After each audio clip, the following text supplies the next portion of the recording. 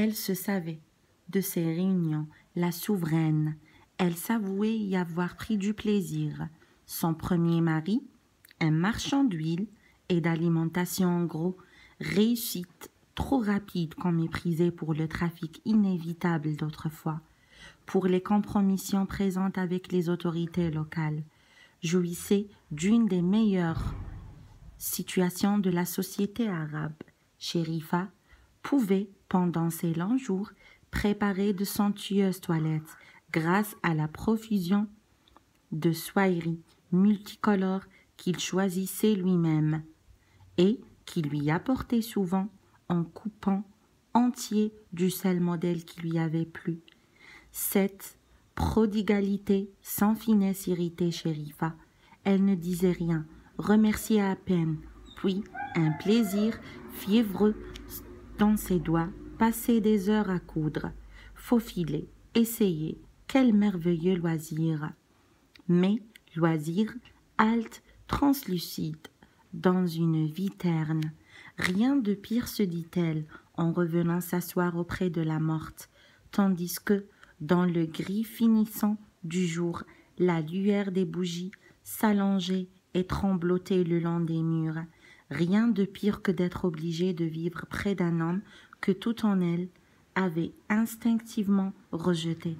Elle n'avait jamais su clairement pourquoi, pendant les 3 ans de son mariage, elle s'était appliquée à ne pas altérer d'un pouce ce refus qu'elle disait venu de Dieu, pour ne pas avoir à le justifier devant cet homme qui mendiait des nuits entières son amour avant de la prendre toujours comme une statue froide.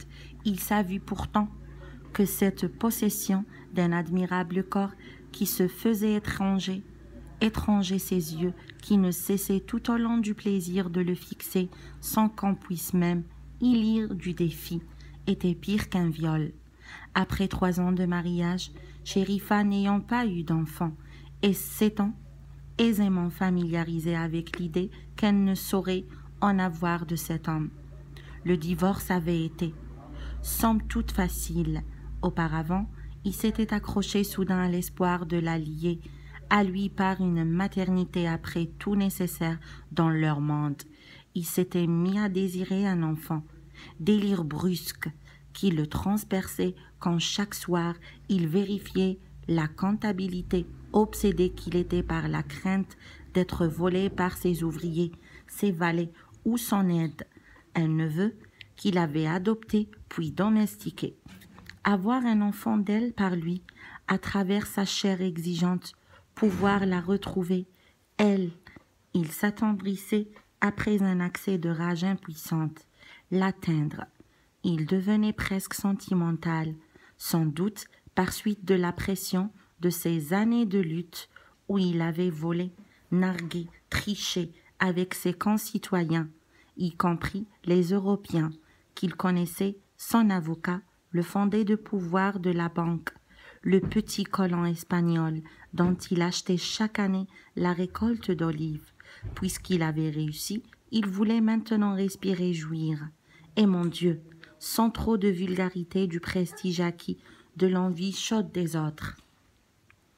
Commerçant, petit employé, jusqu'au seuil, professeur arabe du lycée qui venait au magasin faire 2 ou 3 fois par semaine une partie de domino, jouant et calculant intérieurement ce que cet ignorant parvenu gagnait comme argent, 10, 20, 100 fois plus que lui, avec ses diplômes, la considération de ses proches et de ses collègues français, y compris son directeur et l'inspecteur principal. Lui, notre intellectuel, disait le marchand d'huile avec un éclat de rire sarcastique qu'on pouvait croire affectueux. Un enfant de toi, suppliait-il. Non, Sherifa hésitait. Non, je ne me soignerai pas. Tu te soigneras, c'est à présent un ordre. Non, Dieu ne m'a pas donné d'enfant, je n'en veux pas. Tu te soigneras, répétait ce matin-là le marchand d'huile, la face blême. Il n'en revenait pas, mais en même temps, quel soulagement de voir qu'elle s'était enfin découverte. Enfin, que son silence méprisant s'était fêlé. Enfin, de constater le refus et l'éclat des yeux bruns que voilaient d'ordinaire les cils trop épais.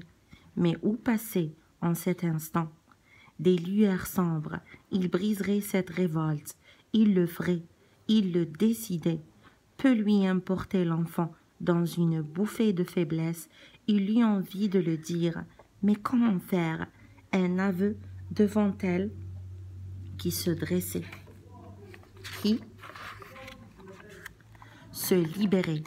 Elle, Shérifa, portait ce matin-là un déshabillé blanc ivoire qui lui avait offert bien des mois auparavant et qui lui avait coûté cher.